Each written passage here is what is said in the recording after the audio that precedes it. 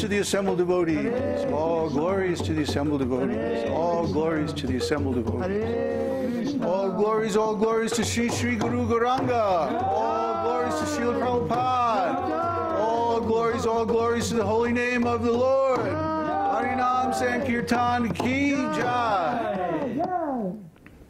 All glories to Bābājī. Namo Vishnu Padaya Krishna Prasthaya Bhagale Shmati Bhaktivedanta Swami Shamane Namaste Saraswati Devi Gauravani Pacharane Nivishesha Shunyavadi Paschatidesha Tarane.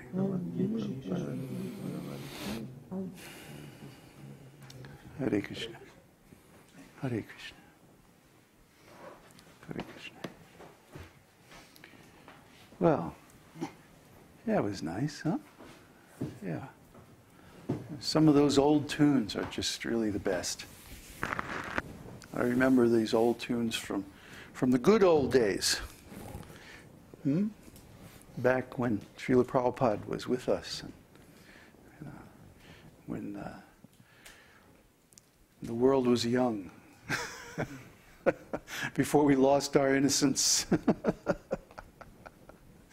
Before we were exposed to the really heavy games going on within ISKCON and like that.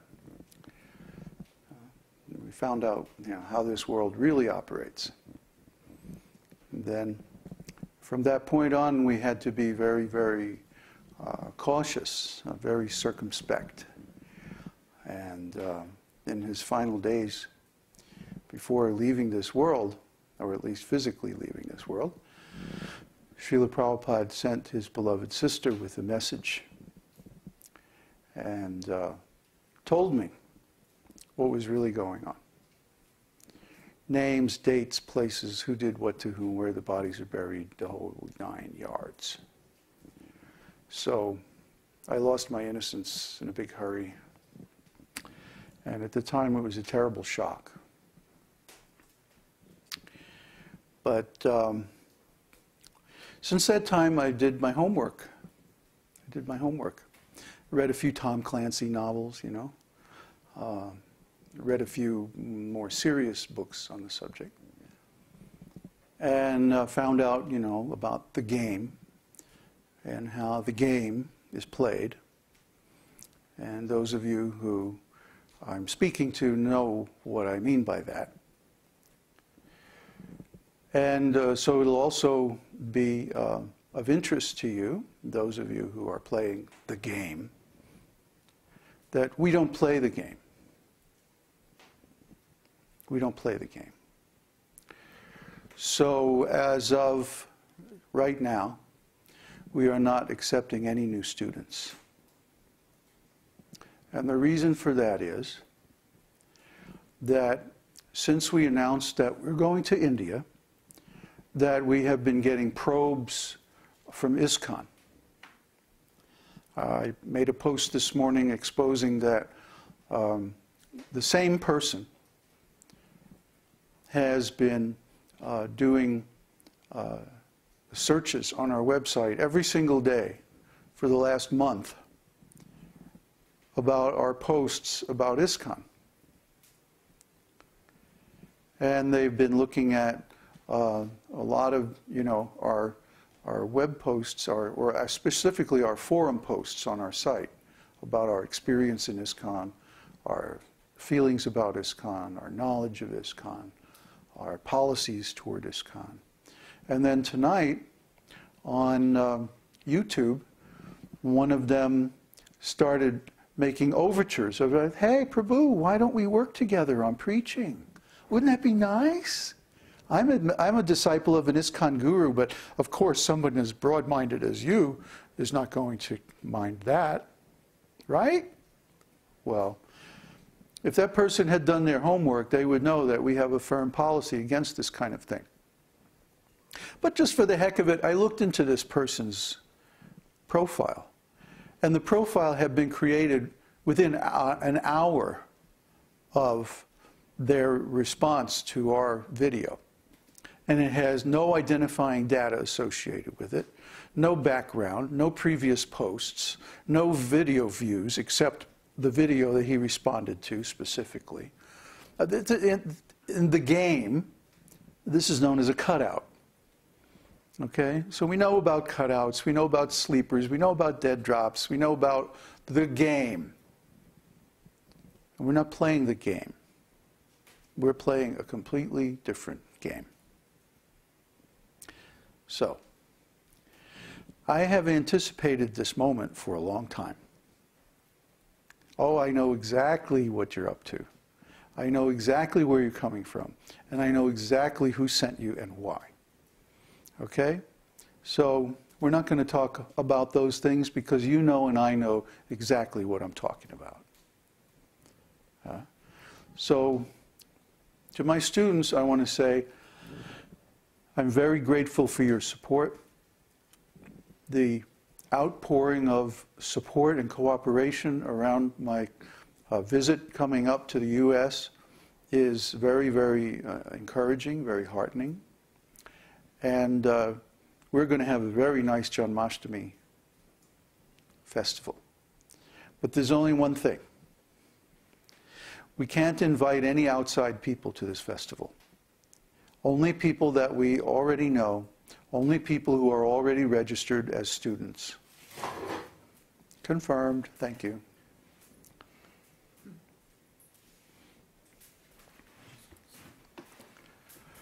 So, this is because since we announced our plans to go to India, ISKCON has stepped up its surveillance of us and even attempted to infiltrate, a very clumsy attempt, a very unprofessional attempt. Probably not really a serious attempt to infiltrate, just a probe. But we need to close the door now. And we're going to contemplate additional security on our website and so on and so forth. You know, I regret to have to take these steps, but we're not dealing with honest men. We're not even dealing with men who work within the bounds of the law or morality. So, what to speak of Vedic principles? So, we need to be very cautious from this moment on. Because after all, our business is not really making a religious organization. We don't really care a whole lot about making religious organizations.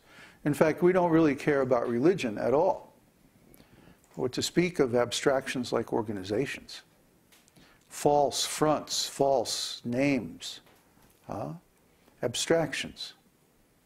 This whole world, this material world is known as the world of names.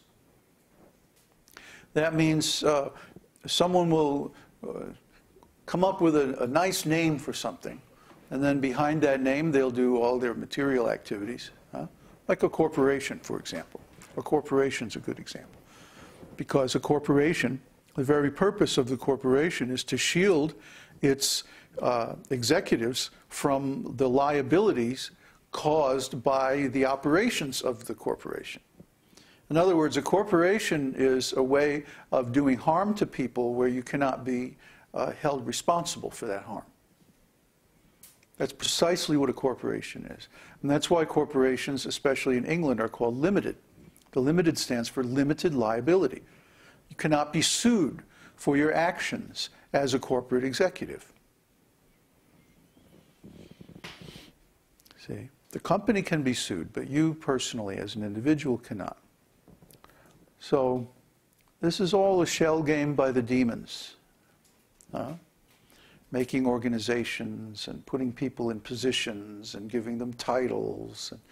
And then, you know, naive people expect that the titles and the person behind the title are going to match.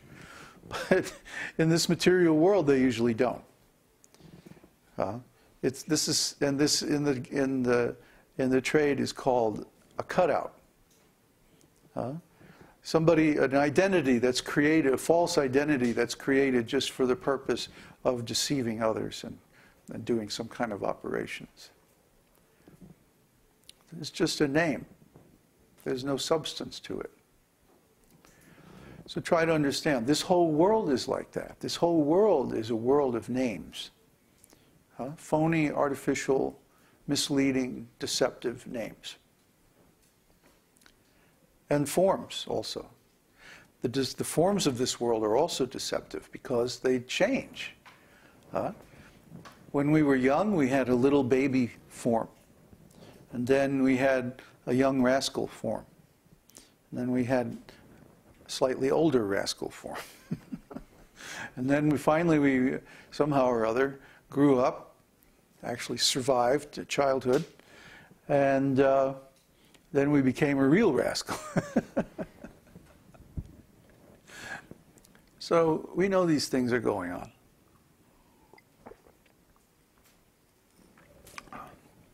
But we don't participate. That's the difference between a real sadhu and simply a religious person pretending